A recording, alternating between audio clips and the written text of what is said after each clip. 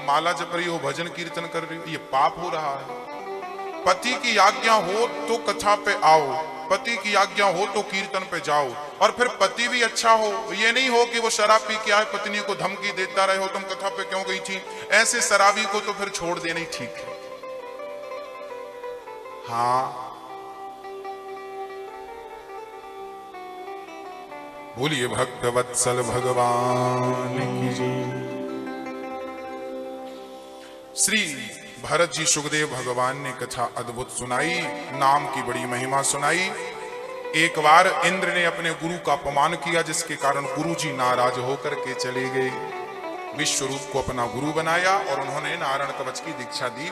इंद्र को ब्रह्म हत्या लगी, विश्वरूप को मारने 4 स्थानों में बांटी है और वृत्तासुर का उद्धार किया है। भगवान के एक परम भक्त का नाम था प्रहलाद। यदा देवेषु वेदेषु गौषु विप्रेषु साधुषु धर्मे मयि च विद्वेषः सबह आयु विनश्यति। भगवान के एक बड़े सुंदर भक्त का नाम था प्रहलाद। प्रहलाद के पिता का नाम क्या था मेरी मां? हिरण्यकश्यपु। मां का नाम क्या था? क्या नाम था? कयाधु। मां कयाधु, पिता हिरण्यकश्यपु। प्रहलाद जी 4 भाई थे। प्रहलाद जी सबसे छोटे थे तो सबसे छोटे, पर गुणों में, संस्कार में सबसे श्रेष्ठ कहे गए हैं प्रहलाद जी महाराज। प्रहलाद जी बहुत छोटे से थे। एक दिन वो अपने बच्चों के साथ खेल खेलने चले गए। चलो खेलते हैं। वो गांव के पास किनारे में खेल खेल रहे थे। वहां पर एक कुम्हार और एक कुम्हारिन रहा करते थे। दोनों पति पत्नी। उनका कारोबार था घड़े बनाना, बाजार में बेच के अपनी दाल रोटी चलाना। कुम्हार कुम्हारिन ने बड़े भाव से घड़े बनाए थे। जब सूख गए तो भट्टे लगा दिए। अच्छा, भट्टा लगा दिया, उसके बाद उनका कोई काम आया तो वो कहीं चले गए। भट्टा लगा रहा। लगे भट्टे में बिल्ली ने जाकर बच्चों को जन्म दे दिया।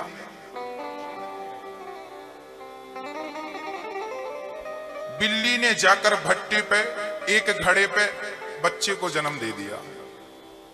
कुम्हार कुम्हारिन आए और उन्होंने, भट्टा तो तैयार था, बस आग लगानी बाकी थी। कुम्हार कुम्हारिन ने आग लगा दी। उन्हें पता नहीं था कि अंदर बिल्ली के बच्चे हैं। आग लगा दी। आग बड़ी तेजी से फैल गई। चारों तरफ धुआं था, चारों तरफ आग थी। अब बिल्ली के बच्चे घड़े से म्याऊं म्याऊं म्याऊं म्याऊं करने लगे, चिल्लाने लगे, पुकारने लगे। अब कुम्हार ने सुना कि अंदर बिल्ली के बच्चे फंसे हैं। राम राम, अब क्या किया जाए? इतनी विशाल आग को बुझाया कैसे जाए? अब तो इतनी फैल गई आग कि ये पति पत्नी भी जाएं तो जल जाएं। आग चारों तरफ फैल गई। ये कुम्हार कुम्हारिन भगवान नारायण के बड़े पुजारी थे, बड़ी श्रद्धा थी। अब कुम्हार कुम्हारिन दोनों हाथ जोड़ के खड़े हो गए। पहले तो कोशिश करी कि मैं बच्चों को निकालूं, पर किस घड़े में है ये भी तो नहीं पता। कहां कहां जाऊं, कैसे जाऊं? आग विकराल रूप लेती जा रही है। भक्तों, अब कुम्हार कुम्हारिन ने अपनी सारी मेहनत छोड़कर बस हाथ जोड़कर खड़े हो गए। हे गोविंद, हे जगत के पति, हे जगदीश, आप मेरे इन बिल्ली के बच्चों की रक्षा करने ना विधाता। आज तक हमने किसी का दिल नहीं दुखाया, आज तक हमने किसी चींटी को नहीं मारा। हे प्रभु, ये निर्दोष बिल्ली के बच्चे मेरे हाथ से मर जाएंगे, मुझे पाप लगेगा, इनकी हत्या का पाप मेरे सिर आ जाएगा। हे प्रभु, मैंने आज तक किसी का कुछ ना बिगाड़ा हो, तो हे जगन्नाथ, हे जगदीश, मेरे सारा पुण्य तुम ले लो। जो भी पुण्य मैंने आज तक किया है, सारा पुण्य लेकर इस बिल्ली के बच्चों की रक्षा कर लो जी दीनानाथ। वो कुम्हार कुम्हारिन बस प्रार्थना करते रहे, हे जगदीश, हे जगन्नाथ, बच्चों की रक्षा करो प्रभु। मारना हो मुझे मार दो, उनकी मौत यदि हो, मौत जिनकी है मरना है, पर मैं कारण बन रहा हूं उनकी मौत का, ये मुझे दर्द है, मुझे मार डालो प्रभु, उस बच्चे को बचा लो। बस कुम्हार कुम्हारन की आंखों से आंसू थे। प्रहलाद जी चुपचाप खड़े थे। बच्चे थे ना छोटे से, वो इस दृश्य को देख रहे थे। और याद रखना, छोटे छोटे बच्चे जो देखते हैं, कभी कभी आपके किए हुए कृत्य से बच्चों की मानसिकता पर, बुद्धि पर बड़ा गहरा प्रभाव पड़ता है। आपके कर्म का बच्चों पर बहुत गहरा प्रभाव पड़ता है। प्रहलाद जी खड़े रहे, लोगों ने आकर बाल्टियों से पानी भर भर के कैसे भी और पानी से आग बुझाई। लगभग घड़े पक गए थे, सारे घड़े पक गए। अब जल्दी से कुम्हार कुम्हारिन ने सारे घड़ों को निकाला। घड़ा फूट रहे हैं, कोई चिंता नहीं, नुकसान हो रहा, कोई बात नहीं, बस बिल्ली के बच्चे बच जाएं।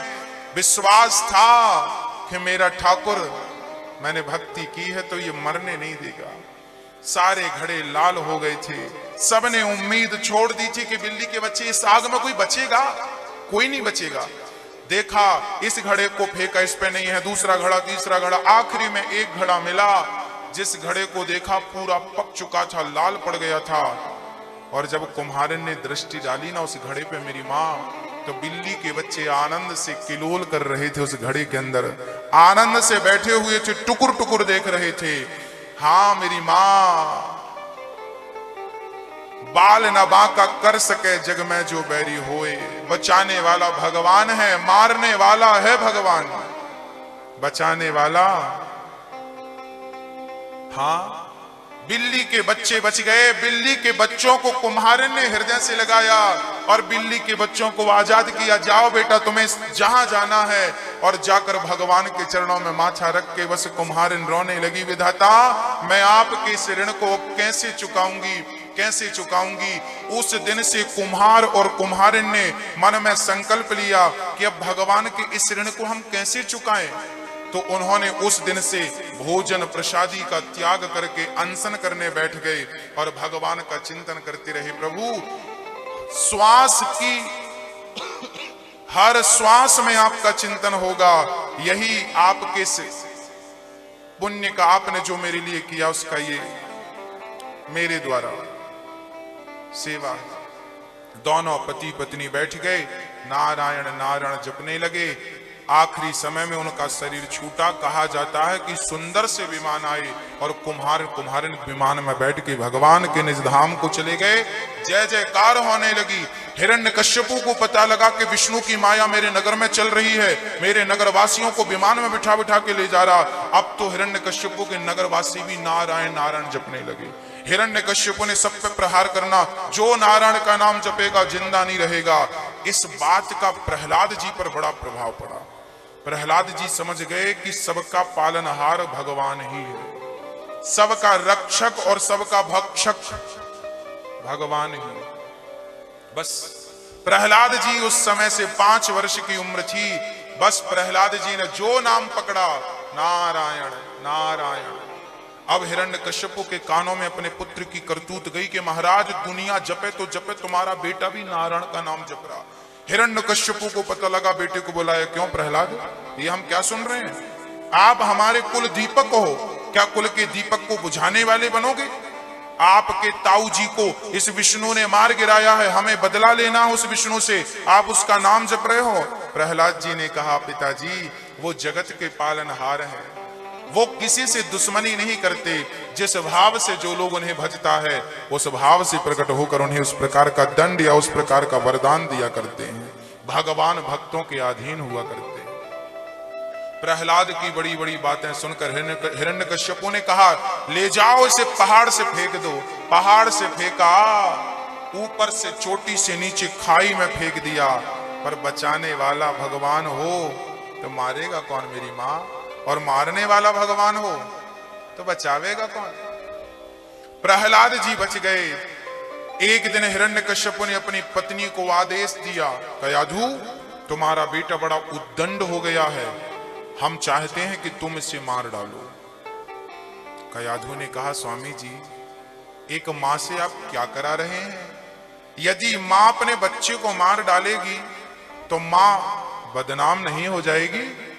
जिस मां को ममता की मूर्ति कहते हैं, क्या वो मां प्रहलाद जैसे बच्चे को मार देगी। हिरण्यकश्यप बोला मेरा आदेश है तुम्हें जहर देना, जहर का प्याला लाया, बोले ये प्रहलाद को पिलाना है। अब कयाधु रोने लगे, हे विधाता कैसी कठिन परीक्षा ले रहे हो। एक तरफ पति का आदेश है, दूसरी तरफ पुत्र है। यदि जहर नहीं पिलाती तो पति की आज्ञा का उल्लंघन होता है, और जहर पिलाती हूं तो बच्चा मर जाएगा। धर्म संकट में पड़ गई कयाधु। पतिव्रता नारी जीवन में कभी अपने पति की आज्ञा का उल्लंघन नहीं करती। पूरी जिंदगी में एक भी आज्ञा का उल्लंघन आज तक कयाधु ने नहीं किया था, तो इस आज्ञा का उल्लंघन वो कैसे करती। मां पड़ी थी, प्रहलाद को खबर लगी कि मेरी मां को पिता ने कुछ धर्म संकट में डाल दिया है। प्रहलाद जी गए मां के पास, गोद में लेट गए। मां क्या हुआ? कैसे बताऊं बेटा प्रहलाद, तेरे पिता ने तुझे पिलाने के लिए जहर रखा है।